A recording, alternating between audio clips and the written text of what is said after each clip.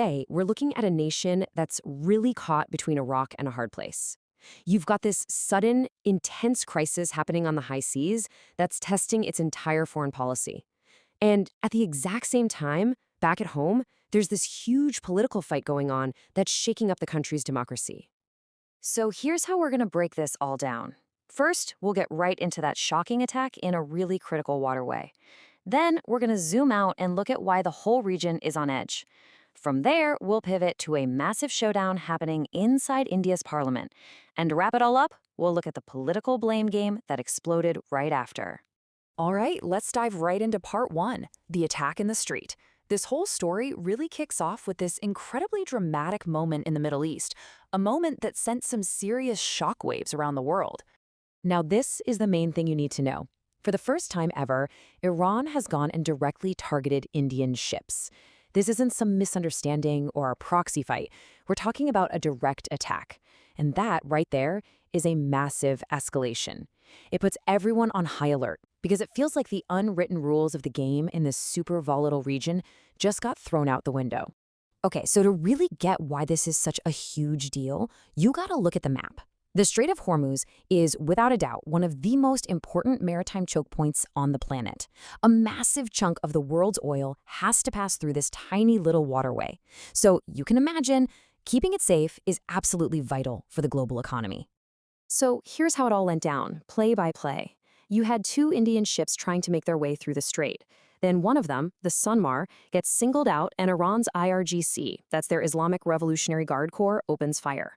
Well, the reaction from New Delhi was, as you can expect, pretty fast. They immediately summoned the Iranian ambassador to lodge a formal protest.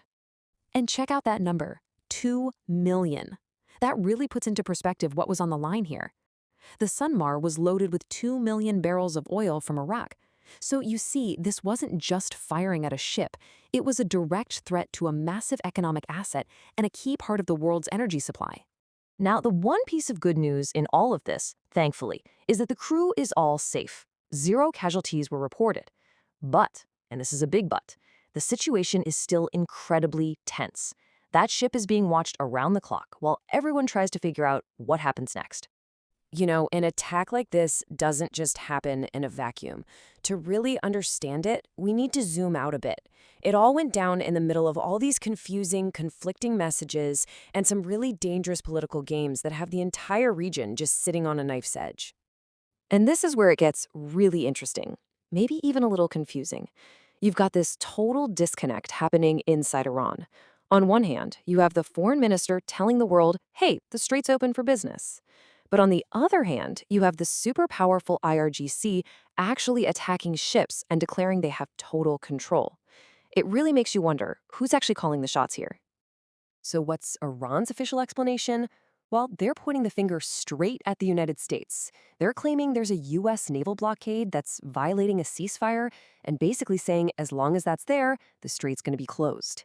So they're framing this not as an act of aggression, but as a response to what they see as American provocation.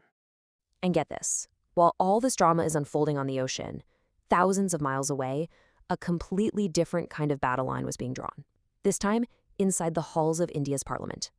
All right, let's turn to that second crisis now, the one raging inside parliament. We're shifting from the international stage to the domestic front, where a historic bill, a bill meant to empower women, just went down in a really stunning and controversial defeat. So, for anyone who's not familiar, the Nari Shakti Bill, which means Woman Power Bill, is a huge deal. The idea was to reserve a third of the seats in India's lower house of parliament for women. And this is a policy that people have been talking about, arguing about, and trying to pass for decades. But after all that time, all that debate, when it finally came up for a vote last Friday, it was defeated. A whole group of opposition parties voted against it, killing the bill right there on the floor of the Lok Sabha, the lower house. And, well, that just ignited a massive political firestorm. And what happens next is something you've probably seen before, but it was fierce. A massive political blame game got underway, with two completely opposite stories emerging from the whole mess. So from the prime minister and the ruling party, the message was clear. This was a betrayal. They called the vote a grave mistake, a dark day for democracy, and basically said it was a slap in the face to the women of India. They pretty much promised there'd be payback at the polls. But the opposition? Oh, they see it completely differently. One of the top leaders from the Congress Party called the bill's failure a victory for the Constitution. Their argument is that they were stopping the government from pushing through a bad bill, and that the ruling party, well, they deserved the political shock they got. And this whole thing is escalating and fast.